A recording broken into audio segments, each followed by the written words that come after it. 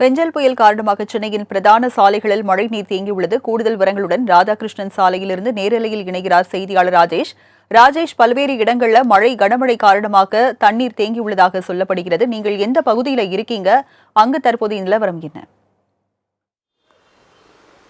ராஜலட்சுமி வணக்கம். நாம் தற்பொழுது இருக்கக்கூடியது திருவிக்கா சாலையில் இருக்கக்கூடிய பிரதான சாலை தான். இந்த சாலையை பொறுத்த வரைக்குமே இங்கு மழைநீர் வடிகால் பணிகள் மற்றும் மெட்ரோ பணிகள் உள்ளிட்டவைகள் நடைபெற்று வருகிறது காரணமாக சாலையில் மழைநீர் பெருக்கெடுத்து ஓடக்கூடிய அந்த காட்சிகளை நம்மால் பார்க்க முடிகிறது. இந்த சாலை முழுவதுமே வெள்ளக்காடாகி இருக்கக்கூடிய அந்த காட்சிகளை நம்மளுடைய ஒளிப்பதிவாளர் ராஜேஷ் அவர்கள் நேரலையில் காண்பிக்கிறார். இங்கு இருக்கக்கூடிய பல்வேறு கட்ட நடவடிக்கைகளை தொடர்ச்சியாக மாநகராட்சி எடுத்து வந்த போதிலும் தற்பொழுது இந்த சாலை முழுவதுமே வெள்ளநீர் என்பது சூழ்ந்திருக்கிறது. கிட்டத்தட்ட முட்டிக்கால் அளவிற்கு தண்ணீர் என்பது தேங்கி இருக்கக்கூடிய அந்த சூழல் என்பது நிலவுகிறது. இங்கு இருக்கக்கூடிய நம் மாநகராட்சி அதிகாரிகளிடத்தில் பேசினோம்.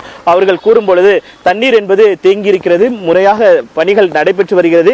இங்கு மின் மோட்டார்கள் அமைக்கப்பட்டு அந்த மின் மோட்டார்கள் வழியாக அந்த தண்ணீர் என்பது அப்புறப்படுத்தக்கூடிய அந்த பணிகளை நாங்கள் தொடர்ச்சியாக செய்து வருகிறோம் என்று இங்கு இருக்கக்கூடிய மாநகராட்சி அதிகாரிகள் தெரிவித்திருக்கிறார்கள். நாம் ஏற்கனவே பல்வேறு காலகட்டங்களில் பல்வேறு செய்தி தொகுப்பாக நம்முடைய மாலை முரசு தொலைக்காட்சியில் நாம் சுட்டிக்காட்டக்கூடிய ஒரு விஷயமாக இருந்தது அந்த மழைநீர் வடிகால் பணிகள்.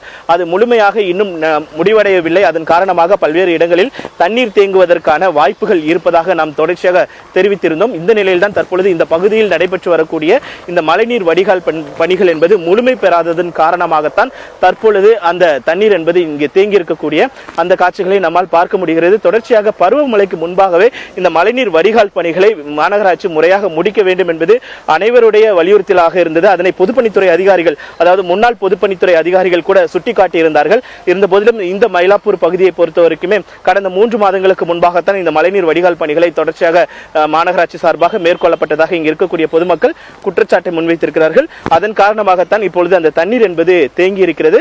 முறையாக இந்த மழைநீர் வடிகால் பணிகளை மாநகராட்சி செய்திருந்தால் இந்த சாலையை பொறுத்த வரைக்குமே தண்ணீர் தேங்கக்கூடிய அந்த சூழல் என்பது இருக்காது என்று ஏற்கனவே அவர்கள் தெரிவித்திருக்கிறார்கள். இந்த சாலை முழுவதுமே தண்ணீர் தேங்கி இருக்கக்கூடிய அந்த சூழல் என்பது இருப்பதை நம்மால் பார்க்க முடிகிறது. பொதுமக்கள் பாதிக்கப்பட்டிருப்பதாகவும் தண்ணீர் கடந்து வெளியே இந்த பிரதான சாலைக்கு வரக்கூடிய அந்த நிலை இருப்பதாக அவர்கள் நம்மிடம் தெரிவித்திருக்கிறார்கள். ராஜலட்சுமி,